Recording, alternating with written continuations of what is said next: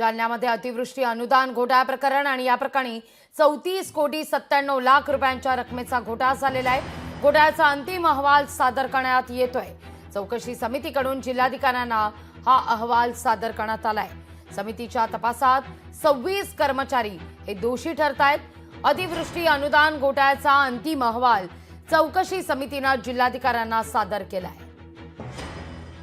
पूर्ण तपासणी झाल्यानंतर आक्षेपित रक्कम ही 79 कोटी समितीने निश्चित केली।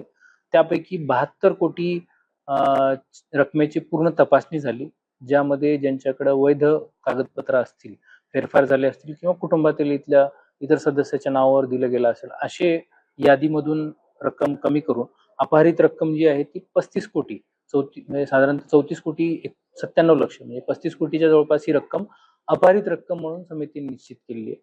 या 35 कोटीपैकी आज रोजीपर्यंत 5 कोटी 74 लक्ष इतकी वसुली देखील त्याच्यामध्ये त्यांनी केलेली असा अहवाल त्याच्यामध्ये दिला आहे।